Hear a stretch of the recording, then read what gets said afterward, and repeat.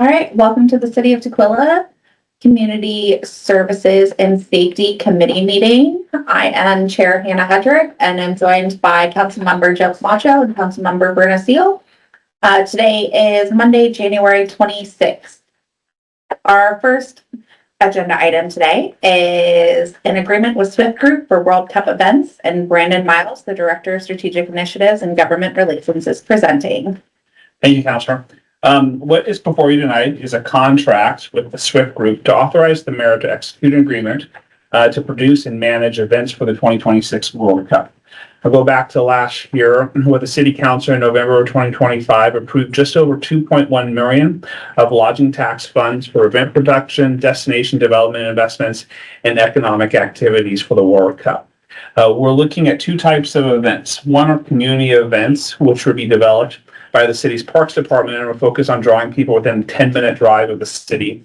And then our larger regional events are being overseen by the mayor's office, in which we're going to bring Swift on to serve as our event producer and will be held in the South Center District. The goal of these regional events is to cater to people within a 30-minute drive of the city and the city's South Center hotels.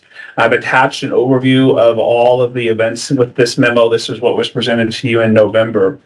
Swift is an event production company. We brought them on actually in September, October, using the mayor's authority, his signing authority to bring them on. And we've been planning and developing the events for the last 4 months. So I just had my production meeting. Our big events, there's a viewing lounge in the old Sears, the second story of Sears, and then a block party on June 13th. That is going to run from approximately 12 to about 8 o'clock at night. We're still working out the details. How the agreement with Swift works is Swift does everything for us. They go and get the subs, they go and get the vendors, they pay them, and then we reimburse them. They also bring on event production staff to help us with the planning and the operations. And so it's a way for us to quickly be able to staff up to do this without having to run every contract through the city. At the same time, it lets us reduce some of our liability by going through a third party. The contract is we are still working on some terms. Nothing that will change the amount, but we just want to make sure the indemnification language and some clawback provisions in case they don't deliver or we have in there. So it would be more to safeguard the city's interests. So what we're asking for is you to authorize the mayor to enter into the final language is to authorize the mayor to execute an agreement with Swift Group in an amount not to exceed just over $800,000 in a final form to be negotiated by the mayor and approved by the city attorney. We're asking that be put on next week's consent agenda, where I will also be providing a general overview of our World Cup planning efforts. Thank you, Brandon. Councilmember Camacho, do you have any questions? Councilmember Seal, do you have any questions? No, it's just exciting though, looking back under the scope of services. So the event will culminate with a signature world dance, like the world dance party, world dance? Yes, we're still trying to get that figured out. But it is what we met with a dance producer today about which dances we can bring on. There are some challenges and some opportunities here. One of our goals with this block party is to prove if we can use and understand the complexities of using Baker Boulevard for an event street, which we've always wanted to do. We have the lodging tax funds to do it. There are challenges with that. Ideally, we could have an annual block party that we do. And year one is always going to be the basic year, and you grow it from there. So That's cool. All right, yeah, and this is budgeted through lodging tax dollars, so I'm fine with it. Cool. I'm also fine with it. I'm excited about some of the events. I think it's a great first step to do something annually and kind of be that test when we have the extra funds and the extra staffing on board. And I have no issues with it. Council members, do we have consensus to move this forward to the 2-2 regular consent? Yes. All right. Our second item today is under miscellaneous. It is a discussion on safety during social unrest. Eric Drever, Chief of Police. This is for discussion only. Did you want to intro? Yeah, I'd be glad to. Great. So at the last council meeting, there were a couple of public comments that came up regarding safety planning, especially with rising unrest as it relates to what's going on across the country with immigration enforcement, ICE, and just general unrest and the way that protests and protesters have been engaging. And so being able to, I guess, provide a little bit of understanding for the council so they know exactly what we have in place. We don't plan for every specific eventuality. You just can't. It's impossible. Instead, what we do, we train on a regular basis, and we have a regional team with 7 departments, us being one of them. So there's 7 departments in total, 6 other departments that we partner with for our civil disturbance unit. And then depending upon exactly what's going on, we may deploy just Tukwila civil disturbance officers who are trained on how to engage with a civil disturbance, all the way up to a full valley call out, and or we also train regionally with other departments outside of those 7 if we had to call on something bigger. A good example would be Seattle and the World Cup coming up. They're asking for our assistance to participate with that in preparation. So for us, we plan and train, but as we hear of events, we then begin monitoring. We end up utilizing intel resources to try and figure out exactly what we may be experiencing so that we can keep, 1, the Tukwila community safe, 2, participants of protesting safe, as well as the subjects of the protest, keeping them safe as well. And so a good example would be our incident that happened on June 14th of this last year up at DHS. We were aware that there was going to be protesting up there. However, we were familiar with most of the groups that were involved. We didn't know how big it was going to be. So it begins with us putting all of our civil disturbance officers on alert. Just make sure you're aware. We also then reach out to other law enforcement partners, make sure they're aware. We may call upon them as well. And then we gather more intel. And as we get closer to the event, or as we get to the event and it grows, we then grow our response. And in that particular case, we saw the number of participants growing. We also saw a civil disorder with them barricading and blocking in driveways.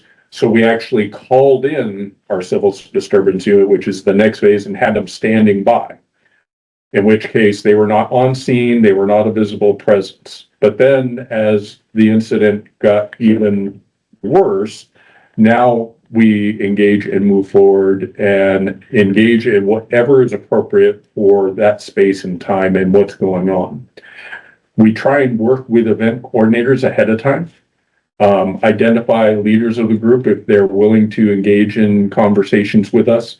South Side, South End Indivisible have been great partners. We show up, ask them what their needs are. We've even brought them water on occasion. And we keep those communication lines open. We also do that with the targets and or subjects of the protest as well. In that incident, we're communicating with ICE and asking them if they're okay, what their needs are. Our whole purpose is to keep the peace for everybody and try and keep everybody safe. So there aren't specific plans drawn up in the event of a protest against ICE or a protest against Nike or whatever the subject matter is. But we do train in addressing civil disturbance and unrest on a regular basis. And we also monitor incidents live as they're going so that we can respond appropriately, which also begins with lead time communications with all groups involved, if possible. There are times where groups don't want to talk to us, in which case we will talk with whichever participants will be willing to talk to us, but we also lay out expectations for the individuals saying, hey, here's what's legally acceptable. Here's how we want you to be able to exercise your First Amendment rights, but also here's where crossing the line is. In other words, don't step out into the road. We want you to be safe. You can't block traffic. We explain the rules to them. We let them know what will prompt police engagement ahead of time so that we can hopefully avoid those types of interactions. Our intent is to avoid interaction if possible, but making sure everybody remains safe. And so we do that with every incident.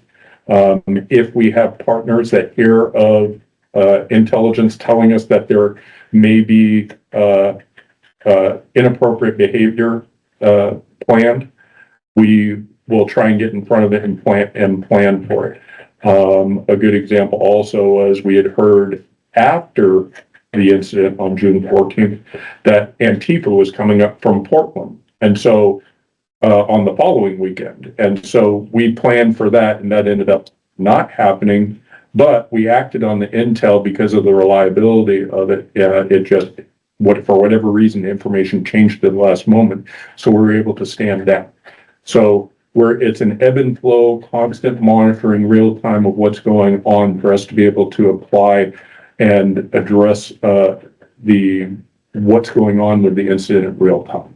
So I would open the floor to your questions if there were other things that you wanted to cover, but one of the things that I know that prior council member Dennis Robertson had asked me before the council meeting was if we have a plan on addressing unrest when it happens. And I explained to him exactly what it, and he was happy with that answer.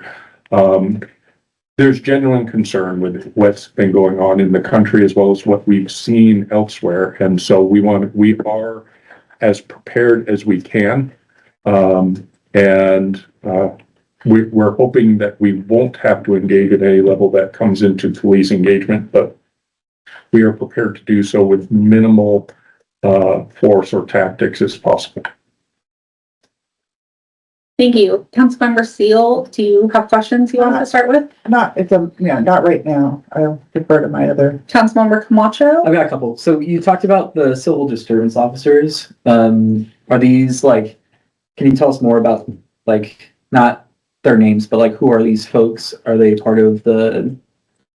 Tell us more about who these. So the ancillary duties, similar to our SWAT team, we don't have full-time SWAT where that's their sole responsibility. We don't have full-time civil disturbance officers, just like we don't have full-time hostage negotiators, but we have officers that are trained in the ancillary duties and work together as a Valley unit. Again, the greater team. So for instance, when we actually had rioting down in South Center area back in 2020, we called in the entire team plus other outside agency assistance to address that. And so we had a lot of bodies for us to address it. We train regularly with them. We do an annual training where they go for 4 days or 5 days? 3 days. Down at camp. It's down at Seaside, Oregon, where they spend round the clock basically down there working on deployments and formations and proper tactics to minimize injury to everybody involved. They are patrol officers, they're detectives, they are trained in crowd control, they're trained on bikes, they're trained on less lethal munitions and gas deployment. Trying to think how else I might describe them. Are they our neighborhood cops? Mm-hmm. Okay, so they're Tukwila police officers. The broader Valley includes Renton officers, Federal Way, Port of Seattle, Auburn, Des Moines officers. But usually, for instance, back on the June 14th, that was just Tukwila officers that had responded to that. We try and use Tukwila officers primarily, and only when we have the need for additional staffing do we go beyond that. But most things we handle with just our. So if TPD is building relationships with a group like South and Indivisible, and that group is leading an organized protest somewhere, the cops who are, or the civil disturbance officers, if they're called in, they may be able to recognize some of the folks from. Oh, absolutely. And then since that relationship is built, you can have an open line of communication between those folks. It's not like folks from out of town who are coming into enforce something. Correct. Okay. And you know how many of our officers are trained as civil disturbance officers? Right now, I believe it's 7. Okay. We are down. We literally just posted for the position to try and bolster our staff in that area. I'll let you know more about what happens with that. So it is a voluntary basis, but they do get incentive to participate. It helps towards them reaching pay step. You were talking about responding to inappropriate behavior from the line that you were talking about was from folks who are participating in the protest or in the civil disturbance. Yes. Inappropriate behavior on their part. What we've seen in the news and in the media is inappropriate behavior from federal agents. So would there be a similar response to inappropriate behavior if it's coming from other types of law enforcement and not from the folks who are participating in the civil disturbance? So yes, Washington has laws that provides duty to intervene, which we would. Can you talk more about that? The concern becomes, and how you interpret and distinguish inappropriate behavior of law enforcement, which ICE and federal agents are an extension of law. And so the way that most of that's going to get handled is if in the moment we see somebody doing something that is blatantly obvious, excessive force, something that any reasonable officer would look at and go, oh my God, this person's in here just beating somebody up. Sure. We would step in and intervene and prevent them from doing it. We would stop them. It's the questionable actions that are in the gray area that are open to interpretation that become problematic, in which case, should somebody be laying hands on somebody, an agent be actually taking somebody into custody? We can't intervene with that, but what we can do is reach out to their superiors. And usually in the protests, when they're happening, and we know they're happening at a specific facility, in this case, DHS, we're reaching out to the facilities director ahead of time and letting them know that we'll be either on standby or where we're at. And then as the event progresses, we're communicating with them. If we see behavior that is taking place that we could potentially shut down by talking to their upper command and saying, hey, this is getting out of line, you need to stop this or change this, we will do it. I don't think June 14th is a good example of that because it was started at and over with as it relates to police and ICE involvement when gas was deployed. It all began and ended in about 10 minutes. But a prolonged incident, if we see behavior, we will intervene if it is blatantly obvious. We don't want anybody getting hurt, and if we can prevent it, whether it's ICE who's acting poorly or protesters acting poorly, we will do what we can to prevent that from happening. I'm thinking about, and maybe folks in this room and folks who are watching now or later, maybe thinking about what's happening in Minnesota right now. There's a prolonged disturbance, right? This is something I'd love to learn from you. How have you seen local law enforcement reacting or stepping in this duty to intervene? You said this is Washington State specific. Right. Have you seen this also occurring in Minneapolis?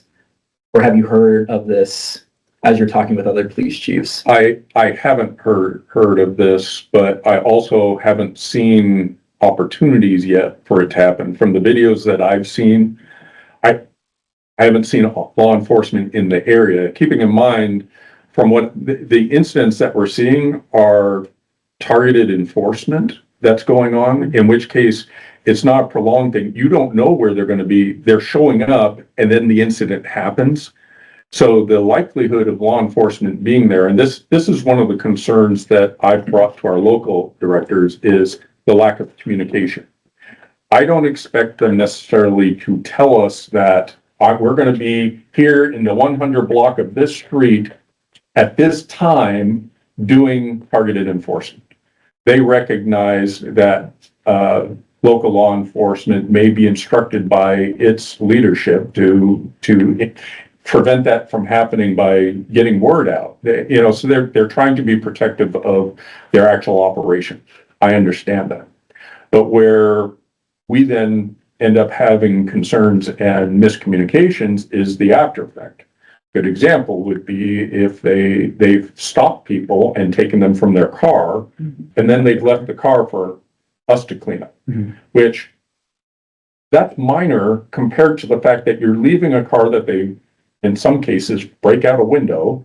You're leaving a car exposed, road hazard, blocking the roadway, and it's not fair to the community.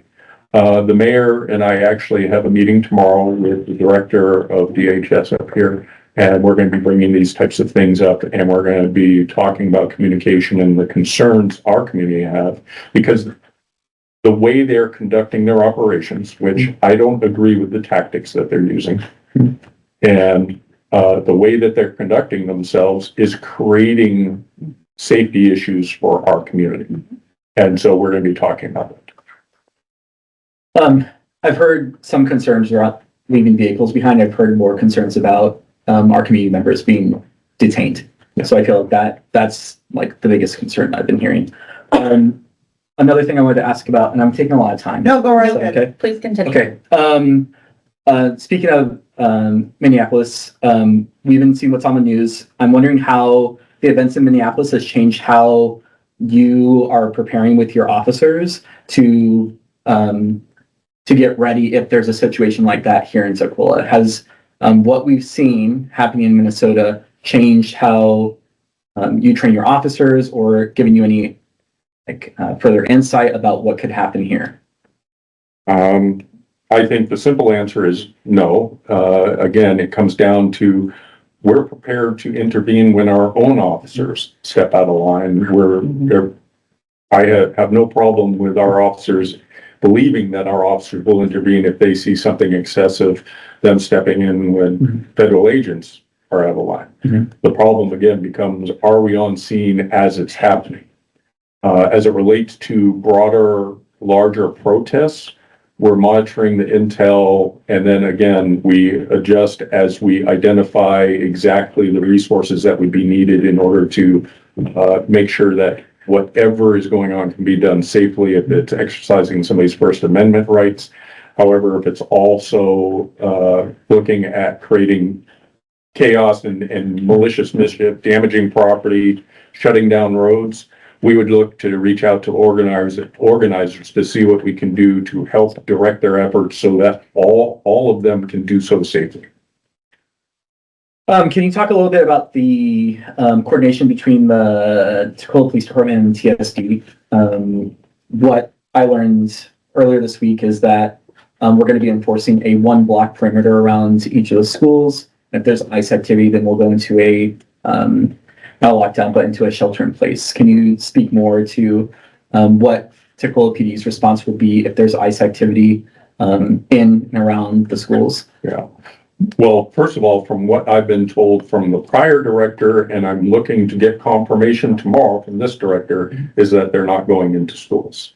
We haven't seen it in this state. I've been told by the local director that they aren't doing it. That was the information I provided to the school board back in January of last year, I think it was, or was it early February? And things have changed since January. Things have Like changed, but that is still as of 6 months ago. And I know things have changed more recently, but as of 6 months ago, we had a different director at DHS, and they were still telling us that we're not going into places of worship, we're not going into schools. And I've seen proof of them honoring that in that we have the Riverton Church here, and they haven't set foot on there. And that is, if any place in Tukwila is ripe for, them For targeting them, well, not just targeting them, but just going there, doing this, what is being portrayed as the media is just these roundups, which we've been told they're not doing that. Everything's supposed to be targeted. Yeah, that's what you said. But you would think that you might find people there that are on their radar, right? But they're not going there. So I'm hoping to confirm tomorrow. However, as it relates to your question, we would come and we would mitigate and the situation, mediate if need be, to determine that they're there legally, that they do have a judicial warrant in order to be on the property. And I've been told that they would honor that communication in our discussions with them. They've told us they wouldn't just go into the school, they would go and talk with school persons or school leadership if there was a need for them to go into the school. But again, they gave the only example they saw where they would do that is if they were literally in pursuit of somebody and they ran into the school. They would probably pursue them into the school, but they said they would take consideration of the safety of the students in doing so, in which case, my hope would be that again, they communicate with local law enforcement that we can help with something like that. And can you speak more about the 1 block radius around the schools and the shelter in place? Like, what is TPD's role in confirming ICE activity or communicating with the school if there's ICE activity within one block? Well, if there's ICE activity within a block, it's going to be something that the school probably initiates and lets 911 know, in which case we would then respond and we would be seeking to confirm that for the school. So the police officers would respond to the school in order to be able to be there as the mediator. So just to make clear, PSD calls TPD. TPD will be on site to confirm that ICE is there, that ICE is conducting something. Or not, right? And if there is a confirmation, next step would be a shelter in place. I have not spoken with the school about the specific plan on that. Okay. So I can confirm that. Okay. However, the school needs to react and respond the way they feel appropriate. And it's going to be for them to determine whether or not they're going to shelter in place as compared to the police department. For my understanding is that ICE is not going in there. However, with the way things have been so dynamic over the last month, I'm hoping again to confirm. I'm hoping to confirm that the direction from our director is that they will not be going into schools. Great. On last Wednesday, we had 3 Tukwila PD officers give a kind of like a professional development to the staff at Foster High School. And the language that was used was folks who are being detained in Tukwila. This is kind of business as usual. We aren't seeing more people being detained in Tukwila now than we have in the past. Can you confirm that that's true, or?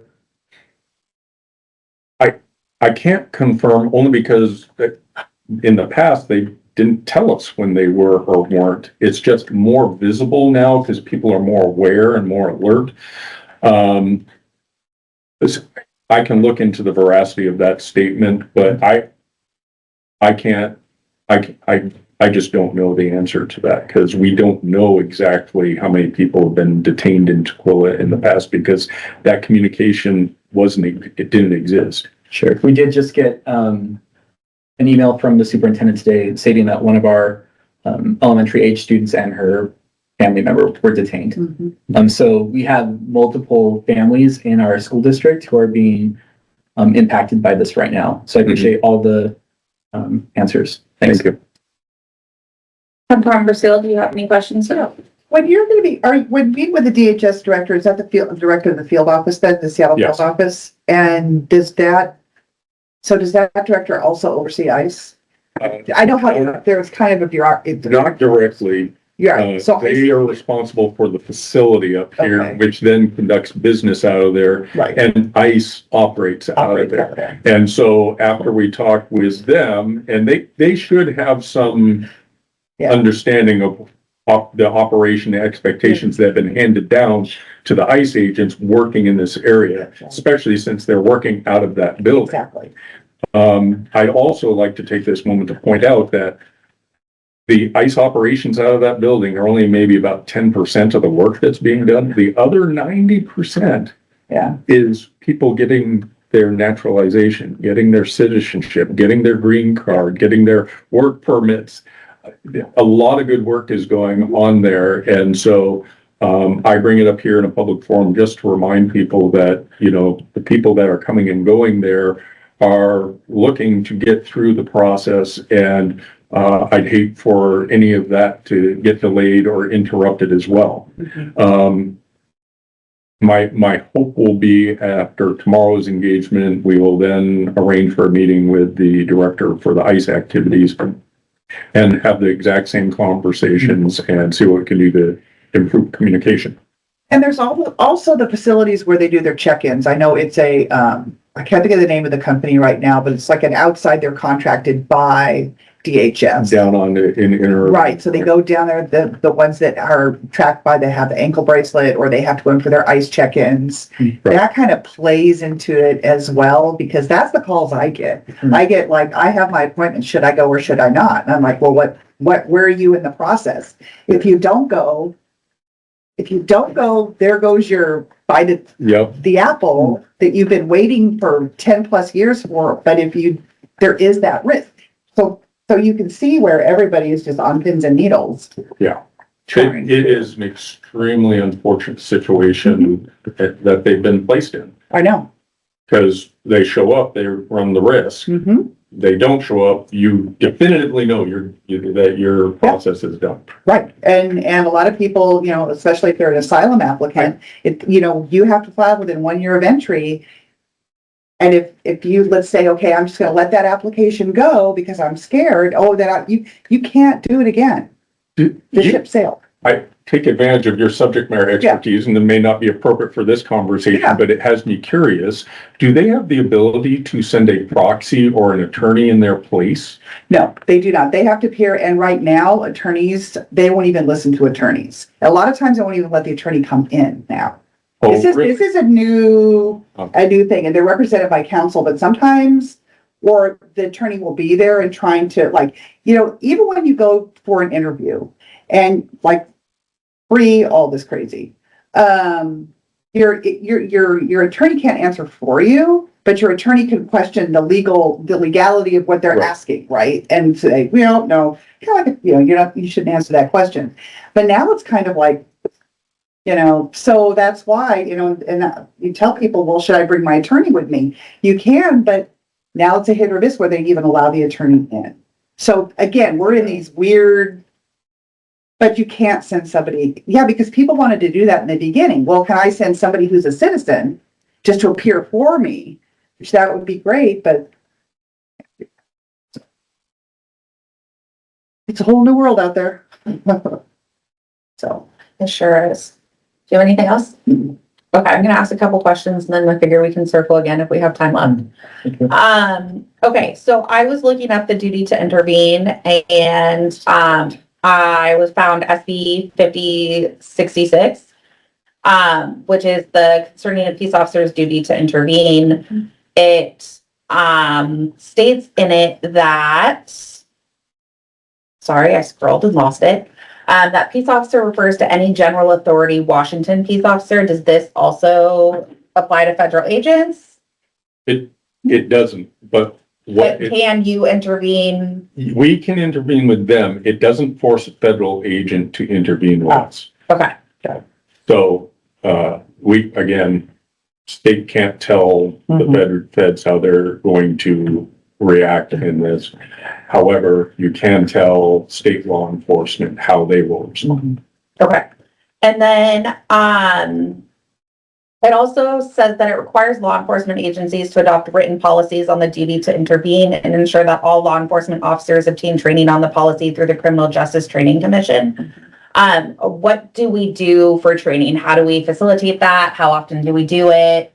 So it's an online training that we're required to go through for CJTC. So they do multiple mandated trainings a year that all law enforcement are required to do within a certain time frame.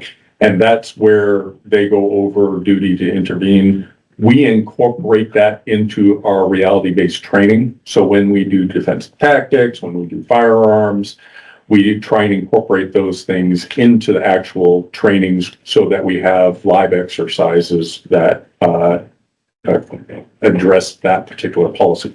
I want to say it's been about a year since we've actually done that and incorporated that into our training, but the policy, we have policy on it. We are also required to do the CJTC training on an annual basis. Thank you. Okay, and then changing the subject a little bit, or not really changing it, but shifting it. We've talked a lot about communication between departments and communication between valley departments and communication between ICE. What are we doing for community engagement? Are we being proactive with community engagement? Is this something that, you know, we can reassure, we can share training, get it out in the public, kind of desensitize and get the information out in advance? So we've already sent some things out via our social media as to one, people's rights and what they can do, what they can't do. Also, we've sent out information about what the police department's role is, that we're going to follow state law, which says we will not enforce immigration enforcement. We will not cooperate. Ordinance for the city says that, as well as that's our policy. However, I apologize, just lost my train of thought. Ask your question again. I'm sorry. How are we messaging this, and can we engage them and have, you know, proactive conversations? And so I just sent a draft this afternoon to city management about a chief's message to the community that we're going to post on website and city website about what as it relates to our ALPRs, but it ties closely with the immigration issue, because that's where a lot of the attention has been drawn on what we do with that information, how we protect the data, really related to the third-party vendors and our privacy that we were talking about at the prior council meeting. We could do something similar as it relates to our engagement with the community on immigration enforcement and how we train and react and what we do. We are doing community outreach as well. On Friday, the mayor, myself, and Commander Anderson went to the mosque and gave a presentation to the worshipers there on what they can do if ICE comes to their business, their home, and that let them know that we do not do immigration enforcement. We will never ask your status. And we made ourselves available, and I gave him my cell phone number to the imam for him to give out to the community, so that if they have questions after the fact, they could reach out to me. They did record the session, so for those that didn't attend, they also get the message as well. And we can also look at doing that to other communities within Tukwila that are having the same concerns. So I would also add that Joe Anderson, the mayor's office, is working on outreach as well with the PD and other on Know Your Rights. We already have the red cards that are at certain places that she put together. So she's working on some other outreach as well. Okay, thanks. And then I know that Brooke left earlier this year. Do we have a replacement for Brooke? Is there designated staff within PD that does and focuses on community engagement and doing those tasks? Well, Brendan and I can tag team this one. As part of the budget sustainability project, we're assessing reorganizing communications for the city, which could include an all-encompassing community engagement position or communications position under the mayor's office and communications. That position, we were thinking of dissolving in the police department and supplying that FTE to the communications department to take on that function to be more encompassing.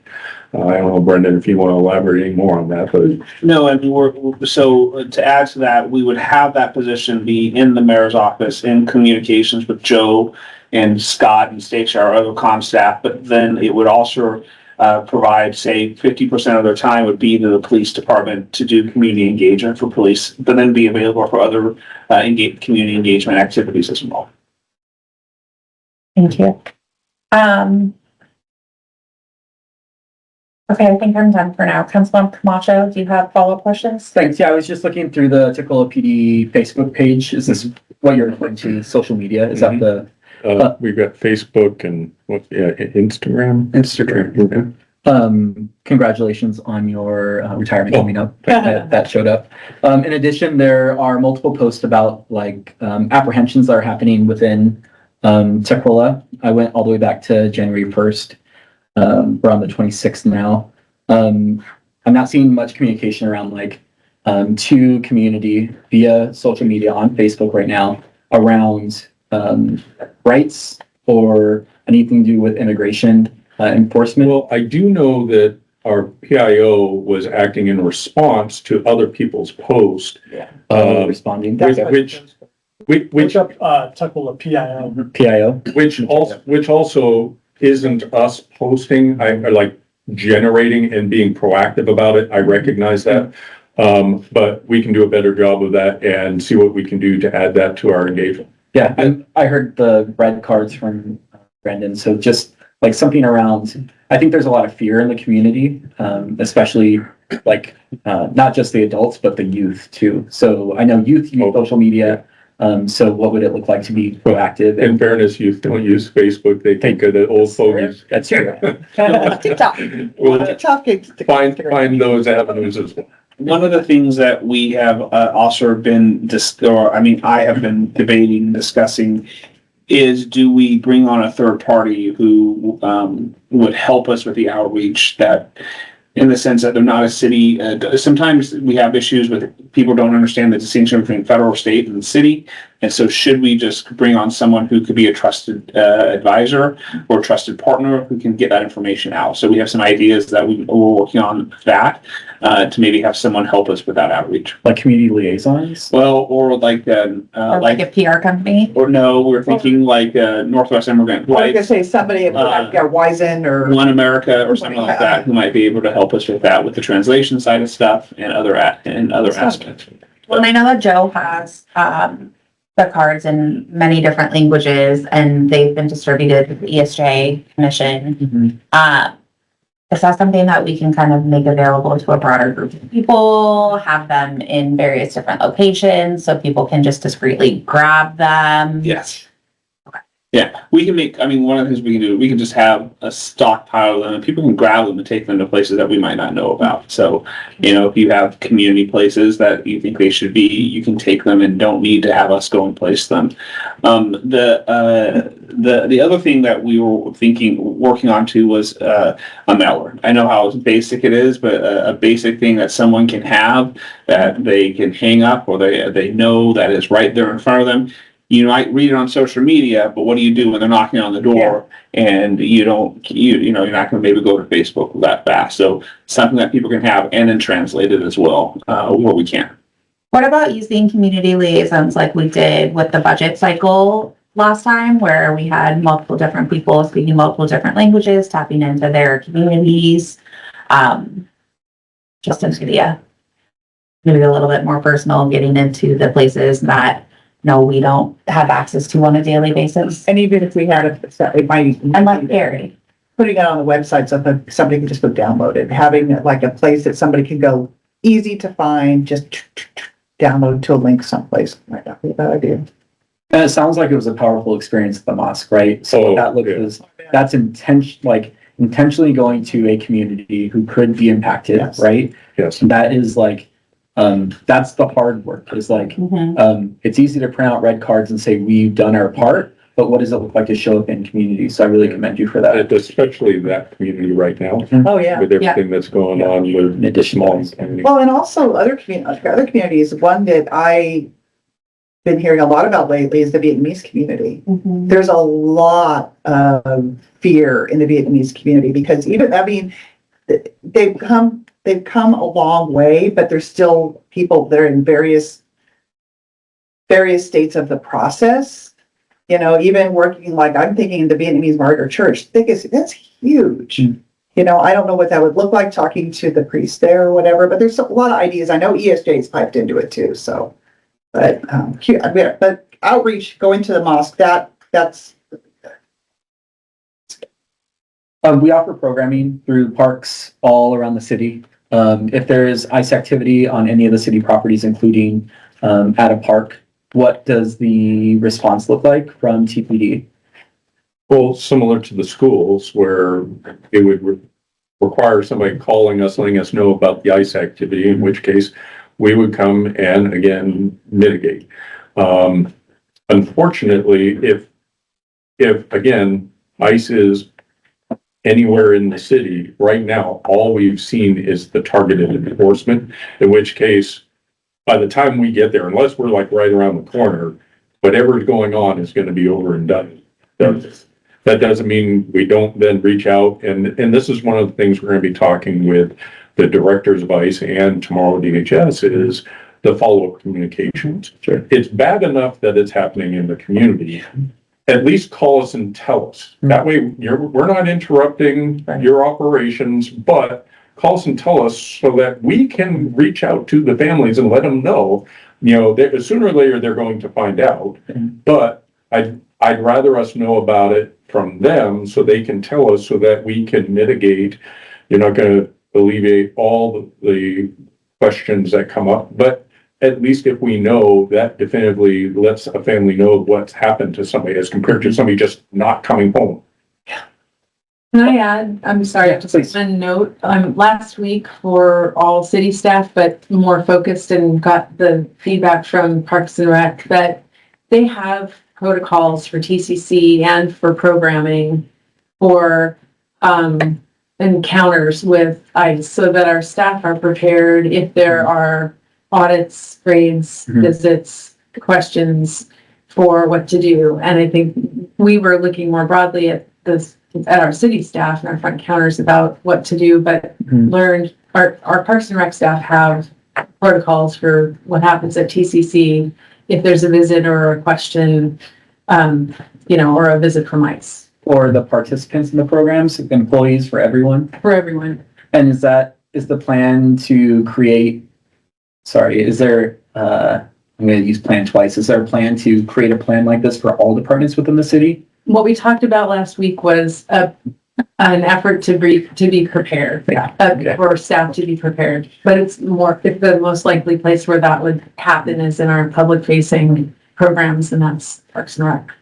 One of the things that we've noticed is there's been a decrease in participation from the public because they feel unsafe attending events because of a perceived threat, right? I'm wondering how we work together as a city to ensure the public that when you come to these events, you're safe, or are they not? Like if there's a targeted enforcement at an event that the city's hosting, can we do nothing? I mean, I'll defer. I don't know. We've had this conversation internally about there isn't any presumption, guarantee, or assurance of safety that we can offer anybody. Yes. And, but I think that, and what I was referencing was about are we prepared as staff to be able to say, if someone comes with a warrant, what are the steps that we're going to take to know what to do in those situations? But jumping all the way on the continuum to what you were talking about, I'm just being honest. I don't think there's anything from a safety standpoint that we can do. And that's where the chief's response was initially headed, which is, that we can't guarantee, right. But what we can offer is, again, the communications that we've been having with the directors and the federal agents. And so far, they have been honoring what they've told us, which is they will only be they're not just randomly going around and scooping people up. They are looking for targeted individuals. The problem becomes, and we've discussed this at council, is that they also will take on what's called collateral, which is if somebody is undocumented, doesn't have proof of citizenship, they may end up getting swooped up in this targeted enforcement as they try. So typical law enforcement tactics will be to come in to wherever their target is and control the scene. In order to control the scene, you have to detain people that are there. That's why it's very highly unlikely that they'll go into large communal places with lots of people, is because you can't control that. But you can control a vehicle. You can control a single person walking down the street. So that's why it is highly unlikely that they would enter the school or enter into a large place that is actively communing with 100 people there. It's very unsafe, not just for the officers, but the individuals that they're coming into contact with, and they recognize that. And so far, they've been good to their word about saying they're only doing targeted enforcement. That being said, I have not been impressed with the tactics they use with that targeted enforcement. Yeah. It is unsafe. I'm trying to view this conversation through the eyes of a community member who may be undocumented, who hears that there's targeted enforcement. They're not doing like going in and swooping people up. But during the targeted enforcement, if you're at the wrong place at the wrong time, then you will be swooped up. And I don't know if I would be able to determine the difference between those two. Right. It sounds the same, right? Regardless, if you are undocumented in this city right now, there is an inherent threat. Yep. Okay, Yes. where- I can't refute that. Inevitably, yes, there's that risk. Yeah, always. My daughter-in-law was a perfect example. So it was 10 years ago on a bus to Spokane. ICE boarded the bus in Spokane, which they're not supposed to do, and just asked everybody for their thing, they were actually looking for two guys. Guess what? She overstayed her J visa, got swept up. She was collateral damage.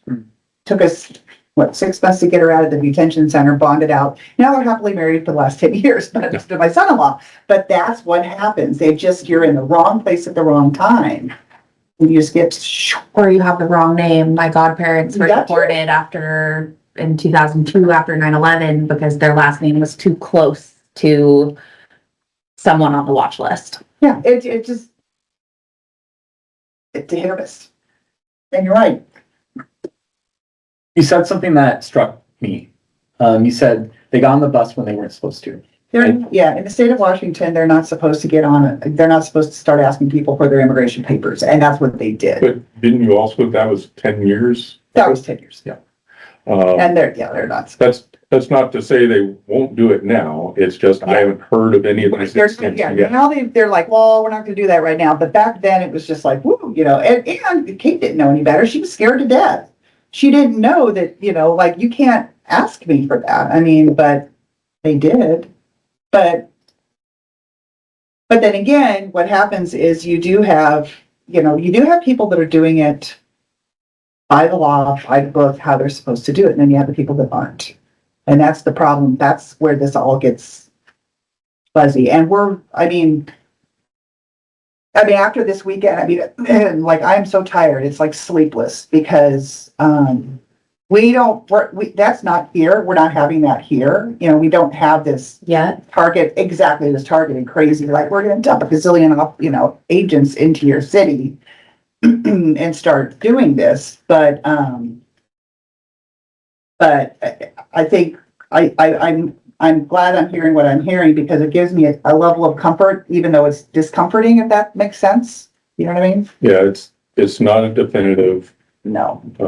but I hope it provides a little bit of reassurance knowing that so far we have not seen activity that equates to what we're seeing across the country. And quite honestly, I having been the target of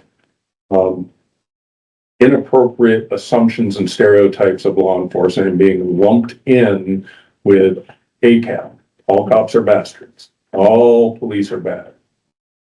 I'm seeing that now with ICE because you're seeing, we've had far too many incidents happening that are questionable about the tactics that are being used. And so I don't know, dare say a little bit more justified, but it still remains that not all ICE are doing what is happening on the media.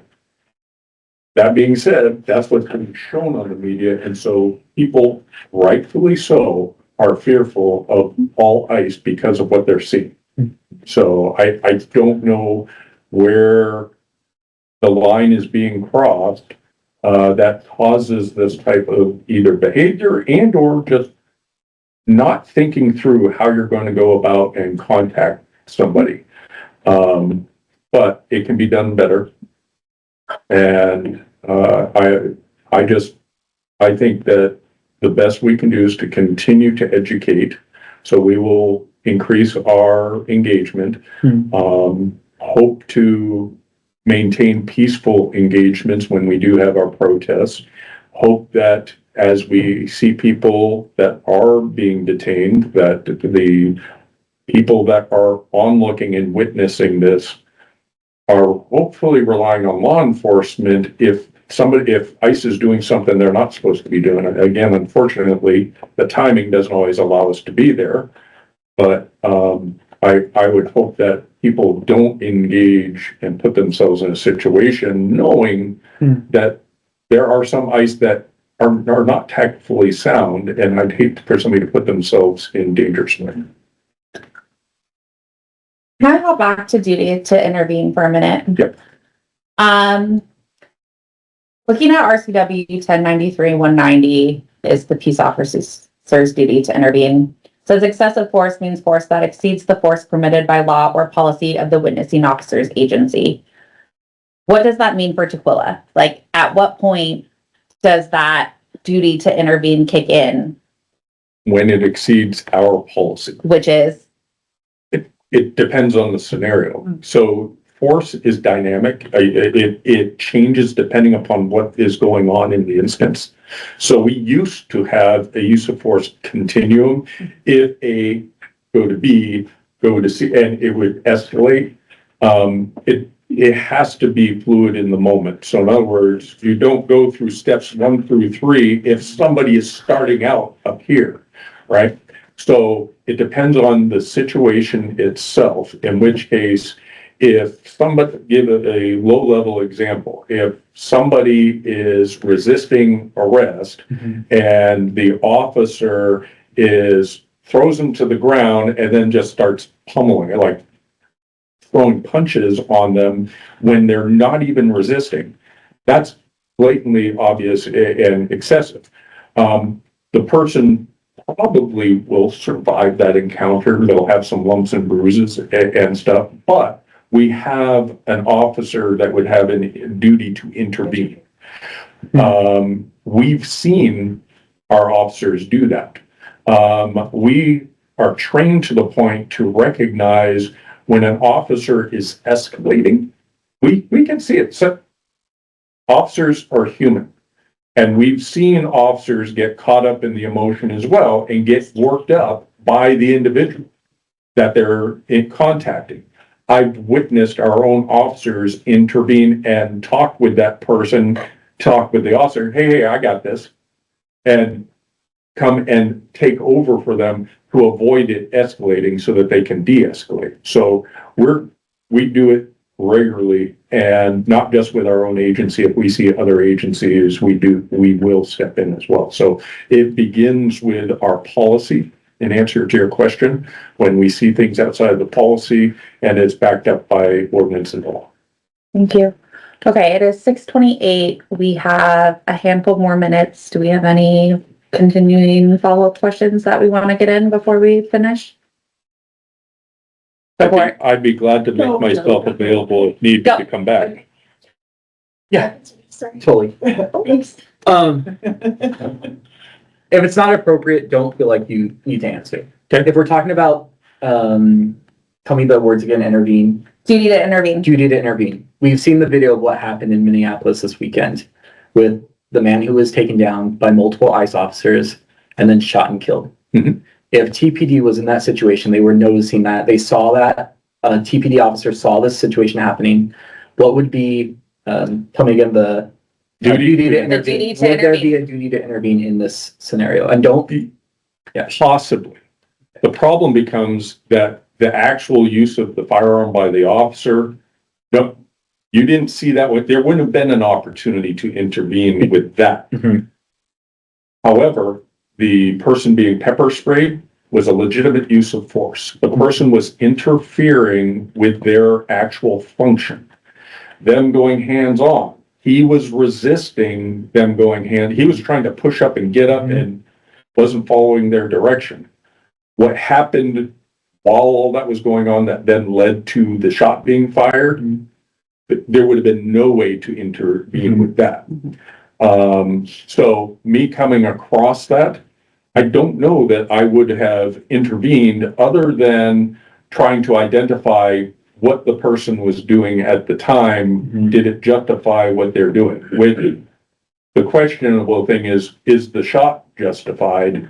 Everything leading up to that, from what I've seen in the video, was justified. That being said, I believe different tactics could have been used that might have avoided that altogether. But given how everything escalated, there wouldn't have been any point that would have been intervened based upon the actions of the subject. And then when it gets to the officer or the agent using a firearm, there wouldn't have been time to intervene in what was going on. So there's, you talked about like speaking to oh my gosh, I don't know the term, someone who's higher up. You said like. Yeah, like there, so every law enforcement structure has a chain of command, and there's somebody that should be running the operation as a supervisor and or a command, like we have command duty officers. We have our command, so like anytime we deploy our civil disturbance unit, we have a commander that's responsible for managing the deployment. So would there be a conversation after witnessing that event with that commander or a supervisor to say this was an excessive use of force? No. There would be a conversation about the actions that took place.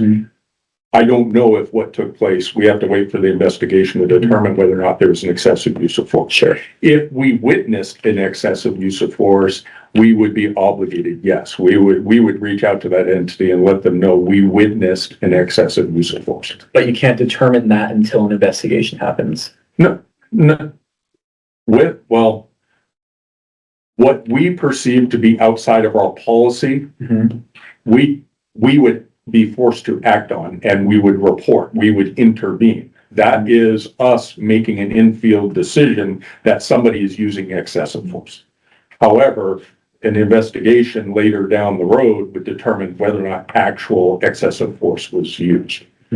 It's a minor difference, but it is significant in the thought process because officers are required to intervene if they interpret what they see to be excessive. However, from a single point of view, as we know, you don't always know everything that's going on. So that officer may not be privy to all the information. They may not be privy to the fact that a gun was in play. And I'm not using that situation that went on over the weekend, but you don't know everything that led to the officer's action until you talk with everybody involved.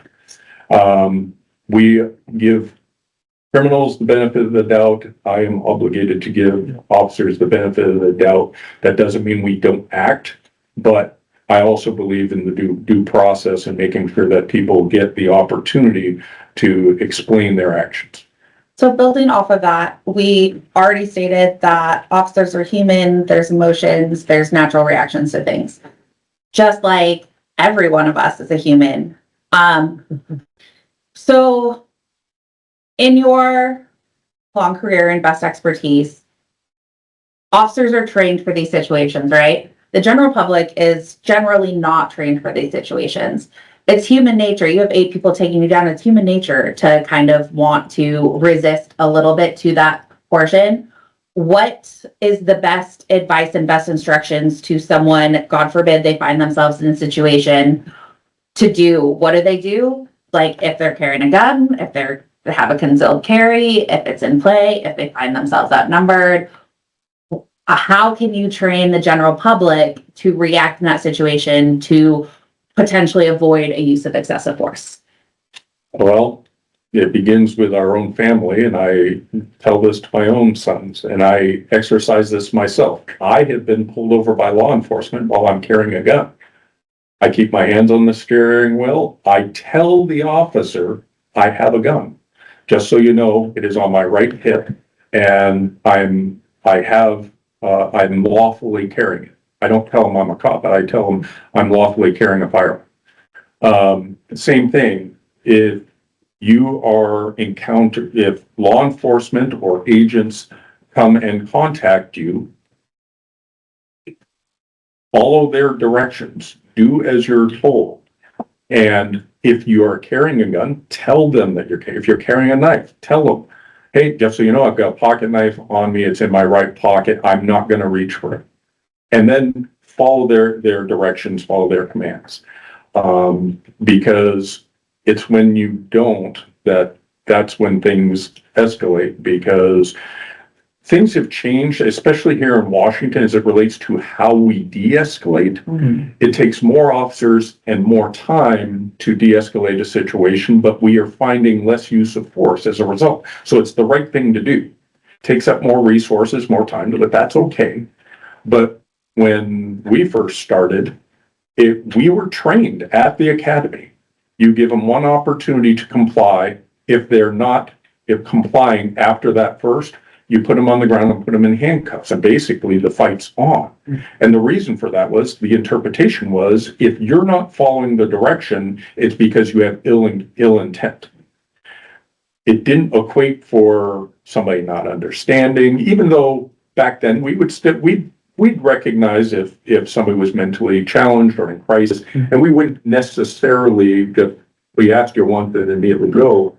But with somebody that clearly had cognitive ability to us and was purposely disobeying a direct order, you got told once and then you're put on the ground. Now, time distance shielding, right? We give it more time. We try and talk the person out of what they're thinking they're about to do. We use more officers, bigger presence. We put things between us and the person so that if they are going to be a threat, we have more time to react, so that there's less chance of injury to both the person and our officer. So that's how we would address those things. And so again, getting back to your question, people need to follow a lawful direction. And if it is not the best place in the field as you're being told to do something, to question that authority. If the officers or agents did something wrong or violated your rights by detaining you, you can always sue them afterwards. But for you to fight and resist when they're taking you into custody, it leads to injuries, of course. Thank you. Okay, 6:37. Any last? Okay. Thank you for the conversation. I think it was very thorough, very good. I think it's going to be an ongoing one. And I appreciate everyone's willingness to cooperate and be honest and have a good, thorough conversation. With that, I think we can adjourn. Thank you. Yep. I just want to tell you. But you forgot.